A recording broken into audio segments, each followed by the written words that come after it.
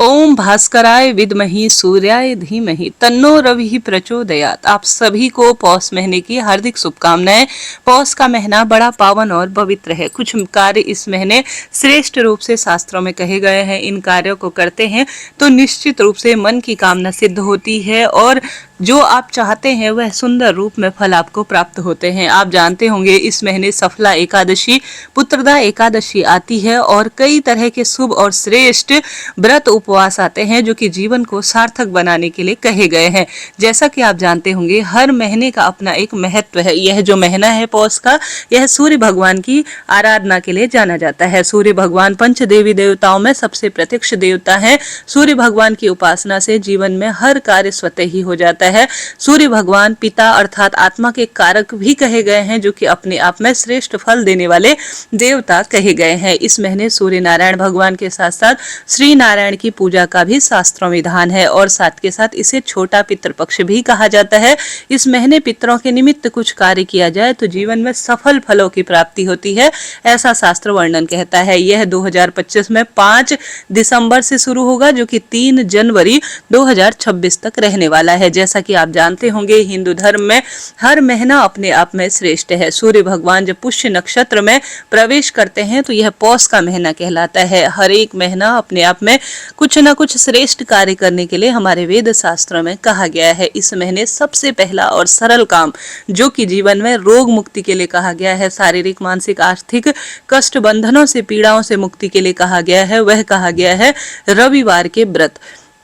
इसके साथ साथ दूसरा जो श्रेष्ठ कार्य कहा गया है वह कहा गया है सरसों के तेल में कांसे के बर्तन में मुख देखकर अगर दान किया जाए तो कहा जाता है इस छाया दान का अपना एक महत्व है और श्रेष्ठ परिणाम इसके मिलते हैं। तो किसी भी शुभ दिन में, किसी रविवार, किसी शनिवार या किसी भी श्रेष्ठ दिन में आप एक कांसे का बर्तन लीजिए, उसमें सरसों का तेल डालकर आप सभी अपना मुख देखकर मेरे रोग मिटे और मैं यह छाया दान करने जा रही हूँ ऐसी मन में प्रार्थना कर किसी भी मंदिर में अगर इस कांसे के बर्तन या तांबे के बर्तन को आप जिसमें आपने सरसों के तेल में अपना मुख देखा है छाया दान करने आप जा रहे हैं, उसे दान कर आ जाएं, ऐसी मान्यता है। इस महीने छाया दान से शारीरिक मानसिक आर्थिक कष्ट बंधनों से स्वतः ही मुक्ति मिल जाती है। इस महीने शास्त्रों में कहा गया है कि सप्ताह में एक दिन नमक और चीनी का पूर्ण रूप से त्याग करना चाहिए, अर्थात इस महीने नमक और चीनी अधिक खाना स्वास्थ्य के लिए हर स्वरूप में आयुर्वेद की दृष्टि से भी नुकसानदायक कहा गया है। इस कारण से इस महीने रविवार के व्रतों की महत्वता कही गई है जिसमें पूर्ण रूप से नमक निषेध माना जाता है। तो शास्त्रों में कहा गया है कि इस महीने आपको नमक और चीनी का सप्ताह में एक दिन त्याग करना चाहिए, ऐसा शास्त्र वर्णन कहता है। आप सभी को इस महीने सर्वश्रेष्ठ रूप में यह भी जान लेना चाहिए कि 16 तारीख से खरमास भी शुरू हो रहा है, अर्थात पौष का महीना जो कि खरमास के रूप में भी जाना जाता है। इस महीने शादी, विवाह या नए मुंडन इत्यादि के कार्य या कोई भी नया शुभ काम हो जैसे व्यापार इत्यादि, इन सब चीजों में पूर्ण रूप से मनाही होती है। तो आप सभी शास्त्रों में कही गई बातों को पूर्ण रूप से जानिएगा कि इस महीने आपको किसी भी स्वरूप में अपने नए श्रेष्ठ कार्य को जल्दी ही निपटा लेना चाहिए। 16 तारीख से खरमास लग रहा है। इस महीने कोई भी शुभ और श्रेष्ठ कार्य खरमास के दौरान आपको बिल्कुल भी नहीं करने हैं।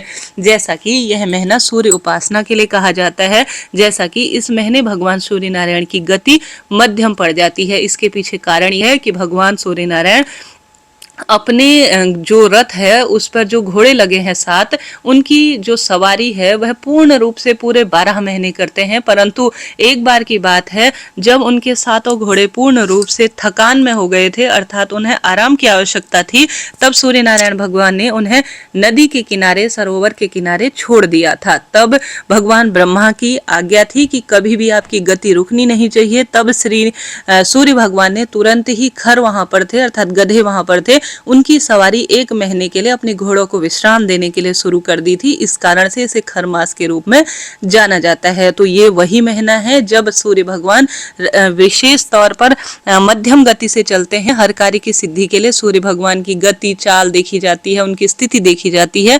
तो इस महीने उनकी गति धीमी अवस्था में होती है, इसलिए खरमास में किसी नए श्रेष्ठ शुभ काम नहीं करने चाहिए।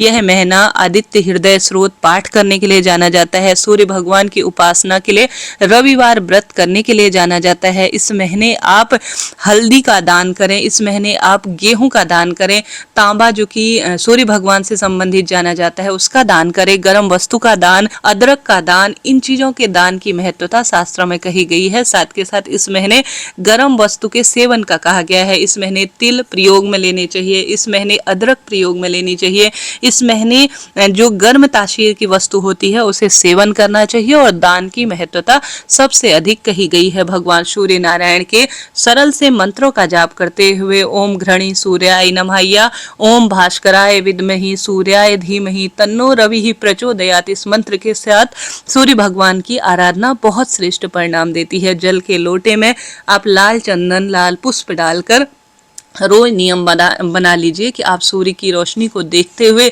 अपने हाथों को थोड़ा सा ऊंचा कर कर आप रोज महिला, पुरुष, बच्चे, बड़े सूर्य भगवान को जल जरूर चढ़ाएं। इस महीने जिन्होंने सूर्य भगवान को जल चढ़ा दिया नित्य प्रतिदिन और रविवार के व्रत कर लिए, उन्होंने साल भर परिपूर्ण सूर्य भगवान की आराधना का फल स्वतः ही प्राप्त कर लिया, ऐसा शास्त्रों में वर्णित है।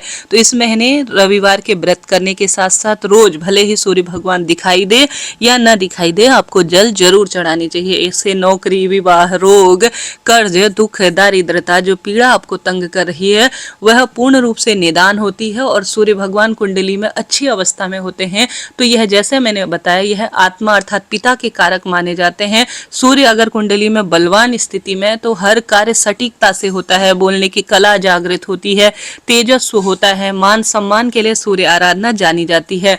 तो लाल रंग की वस्तु सूर्य भगवान से संबंधित होती है, इनकी चीजों का आपको दान करना चाहिए और सूर्य उपासना में अपना ज्यादा से ज्यादा समय व्यतीत करना चाहिए। यह दिन सर्वश्रेष्ठ सूर्य देवता से संबंधित मंत्र जाप और सूर्य देवता से संबंधित जो कथाएं वर्णित है, अग्नि पुराण इत्यादि पढ़ने का समय कहा गया है, आदित्य हृदय स्रोत के पाठ का कहा गया है और ज्यादा से ज्यादा सूर्य स्तुति के लिए कहा गया है। इस महीने भगवान का नाम जप करना सर्वश्रेष्ठ फल प्रदान करता है। तो इस महीने कोई नए कार्य की शुरुआत तो न करें परंतु भगवान का नाम जप ज्यादा से ज्यादा करें। इस महीने प्याज, लहसुन, तामसिक चीजें और ठंडी चीजों का पूर्ण रूप से परहेज करना चाहिए। इस महीने आपको शरीर पर तेल जरूर लगाना चाहिए, सूर्य दर्शन नियमित रूप से करनी चाहिए, ऐसा शास्त्रों में वर्णित है। तो इस तरह से मैंने यह पूरी आपको महीने की बात बताई, क्या करें क्या ना करें। जैसा मैंने बताया इसे छोटा पितृपक्ष भी कहा जाता है। तो पितरों के निमित्त जब उनकी तिथि पड़ती है या रोज दक्षिण दिशा की ओर मुख करते हुए जल के लोटे में काला तिल, जौ, कुशा इन चीजों को डालकर सर्वपितृ देवाय नमो नमः कहते हुए जब जैसे अमावस्या आती है, पूर्णमासी आती है या पितरों की कोई विशेष तिथि होती है या नियमित रूप से सूर्य भगवान की आराधना के बाद आप पितृ देवताओं के निमित्त भी जल का दान दक्षिण दिशा की ओर मुख करते हुए जरूर से करें। इससे अनंत गुना लाभ देखे गए हैं। इस तरह से यह जानकारी थी। गर्म वस्तु का दान कर कर सूर्य भगवान की आराधना कर कर आप जीवन में सब सुख स्वतः ही प्राप्त कर सकते हैं। इस तरह से यह मैंने आपको बात बताई। जरा सा भी वीडियो उपयोगी रहते हैं तो राधे राधे जरूर लिखें। जय श्री कृष्ण।